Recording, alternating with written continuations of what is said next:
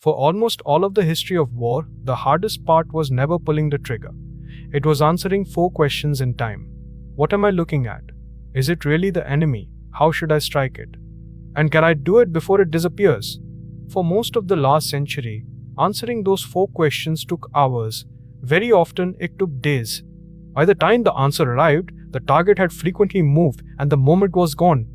One company shrank that entire process from days to minutes.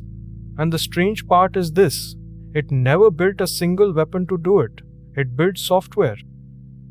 There is an old idea at the heart of this, older than any computer. A fighter pilot named John Boyd argued that every fight, in the air or on the ground, is really a race through 4 steps. Observe what is happening, orient yourself to what it means, decide what to do, and act. He called it the loop, and his insight was brutal in its simplicity. Whoever completes that loop faster does not just move first. They force the slower side to react to a world that has already changed. Speed of decision, not strength, wins. The military has a colder name for the same idea: the kill chain. It is the sequence of steps between noticing something and striking it. Find it, fix its position, track it as it moves, decide to target it, engage, and then assess what happened. 6 links. And a chain is only ever as fast as its slowest link. For decades, that slowest link was not the missile, and it was not the aircraft. It was the human work in the middle. Gathering scattered reports, arguing over what they meant, drawing it all onto a paper map, and passing it up the chain of command. A fighter jet could cross an entire country in minutes. The paperwork telling it where to go could take a full day. Now here is the strange paradox of the modern battlefield. The problem is no longer that we cannot see. It is that we see far too much. A commander today sits beneath satellites in orbit, drones circling overhead, radars sweeping through cloud, radios being intercepted, and a flood of information pouring in from the open internet. Each of those feeds arrives on its own screen, in its own format, speaking its own language. A radar track does not know what a drone camera is looking at. A satellite photo does not know what a radio intercept just said. And no human being, however skilled, can fuse a dozen live feeds into a single truth quickly enough. The enemy lives inside that gap, the gap between seeing and understanding. Closing that gap is the entire business one company decided to be in. So who are they? Palantir was founded in 2003 in the long shadow of the September 11th attacks by a small group that included the investor Peter Thiel. Its chief executive was an unlikely choice, a man named Alex Karp, a lawyer with a doctorate in philosophy and no military background at all. And its earliest financial backer was Incutel, the venture capital arm of the Central Intelligence Agency. Sit with that for a moment. The company's very first customer was American intelligence itself. And the name is a warning that most people walk straight past. A Palantir in Tolkien is a scene stone, a dark crystal that lets you witness distant events across the world. But in the story, the stone shows you only what it chooses to show, and it can be used to quietly deceive the very person staring into it. They named a surveillance software company after that object. And here is the part that surprises people most. Palantir builds no missiles, no jets, no bombs. It builds only the software that decides where all of them point. Before the war story, you need the one idea that makes every part of it work. Most data in the world is a mess. A single name spelled 3 different ways. A license plate sitting in one database, a phone number in another, a grainy face in a third. Go to a computer, those look like unrelated noise, 4 strangers. Palantir's foundational trick is to turn that noise into objects. The software decides that this plate, and this phone, and this face, and this vehicle are all the same real thing moving through the world, and it binds them into one single digital identity. Engineers call this entity resolution. It sounds dry. It is anything but. Because once the machine knows that scattered fragments are one thing, everything else becomes possible. Every map, every alert, every targeting decision is built on top of that one quiet act of turning chaos into things you can name. The chain begins with obtaining the data, and the sheer range of it is the first shock. Optical satellites, ordinary photographs from orbit for the clear days.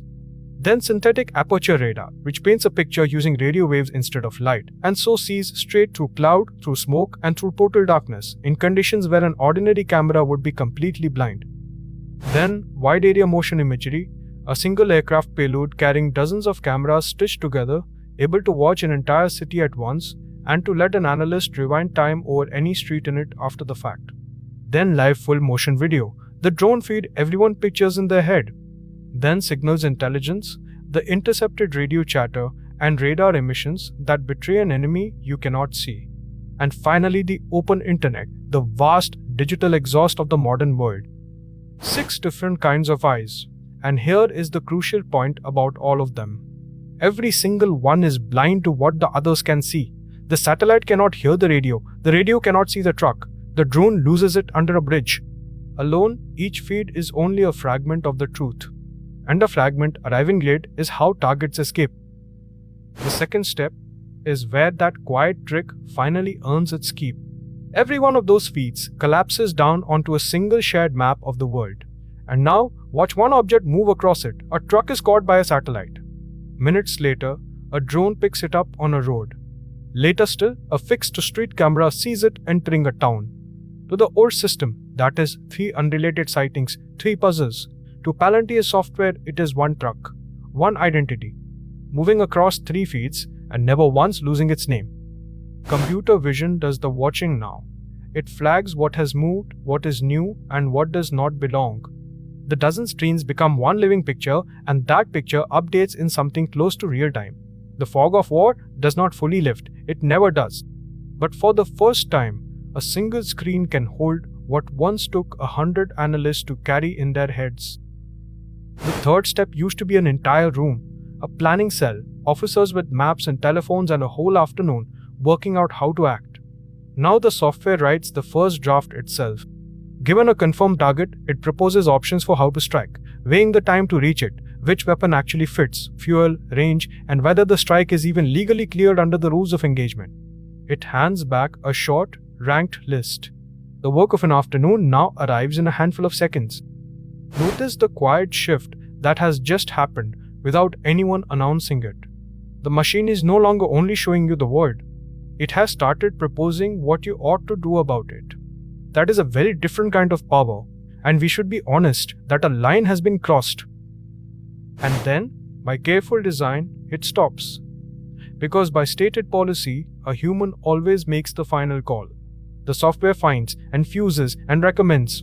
But a trained person, an officer, decides whether to actually act. That single rule is the moral hinge of the entire system. It is the line between a decision aid and an automated killing machine. Everyone who defends this technology points to that human standing at the gate. And everyone who fears it asks the very same question. When the machine has already done everything up to the final click, how free is that final click really? Let me make the whole thing concrete, with one single target. A satellite passing overhead catches a vehicle sitting where no vehicle should be. In the old world, that image might sit unseen in a queue for hours before any human ever looked at it. In the new world, the system flags it in an instant and automatically cues a nearby drone to go and look closer. The drone arrives and confirms it is the exact same object the satellite saw. One identity now, not 2 new sightings. A radio intercept from that same patch of ground pushes the confidence higher still. The software assembles a complete target package, proposes 3 different ways to strike it, and notes which of them are legally clear. An officer reads the package, agrees with it, and authorizes. What once consumed the better part of a day, from first glimpse to final decision, now runs while the truck is still on the same stretch of road. That collapse of time is the entire revolution, held in a single example. This is not a concept video or a piece of science fiction. It has a real name and a real history. In 2017, the Pentagon quietly launched Project Maven to bring artificial intelligence to exactly this problem of drowning in sensor data. Its first major technology partner was Google. And in 2018, more than 4,000 Google employees signed an open letter of protest, unwilling to help build artificial intelligence for military targeting. Under that pressure, Google walked away from the contract entirely. That refusal left a door standing wide open. Palantir walked straight through it. Today, The Maven Smart System is the software brain of American targeting. It fused 9 separate intelligence systems into one single screen, and it now carries more than 20,000 active users spread across 35 different military tools. The thing one company found too troubling to build, another company built at full scale and is deeply proud of. If Maven is the brain, then Titan is the body. The name stands for Tactical Intelligence Targeting Access Node, and in plain language, it is a ground station on wheels. Under an army contract worth $178 million, Palantir is building 10 of these machines, and the first 2 have already been delivered. Each one pulls in data from space, from the air, and from the ground, and runs the entire chain we have described from inside a vehicle parked near the front line. The brain and the body, finally standing together in the field. And this is not one clever gadget bolted onto an old army. It is the leading edge of a much larger shift. The Pentagon calls all domain command and control.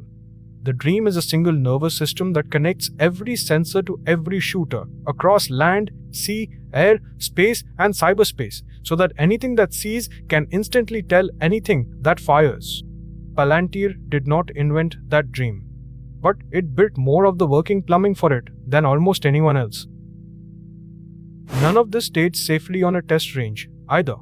In Ukraine, targeting cycles that once took days now run in minutes, and reporters have described the country as a live laboratory for artificial intelligence in war.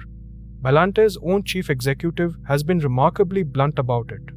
In his words, the company is responsible for most of the targeting in Ukraine.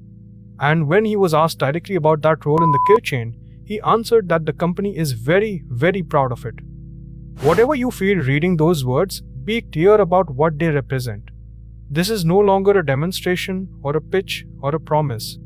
This is how a modern war is actually being fought right now by software that most people watching have never heard of, sold by a company most could not describe. The future did not arrive with a bang. It arrived quietly as a subscription. So here is the honest reckoning, and it does not resolve into anything clean. The speed cuts in both directions at once. For a defender under sudden attack, minutes instead of hours can be the difference between stopping a strike and burying the people it would have killed. That is real, and it genuinely saves lives. But long-standing military doctrine holds that a target should be confirmed by at least 3 independent sources before anyone opens fire. When a machine hands a human a finished target package in seconds, with the weapon already chosen and the paperwork already filled in, a subtle and very human danger appears. Researchers have a name for it: automation bias. The deep tendency to trust a calm, confident machine and to quietly stop truly checking its work. The rule still says a person decides. The harder question is whether that person is left with the time and the room to ever say no. Which brings us right back to the beginning. Palantir did not build a faster missile. It did not build a smarter bomb. What it built was a faster decision. It reached into the slowest and most human link in the whole chain, the thinking, and it compressed it from days into minutes. That is a genuine and staggering technical achievement. It is also a quiet transfer of judgment from the human mind toward the software that now prepares the human's choices. In the wars of the last century, the decisive weapon was always the one that hit the hardest. In the wars of this one, it may turn out to be the one that decides the fastest. Palantir understood that before almost anyone else did. And that, far more than any missile ever could, is what it truly means to have modernized war.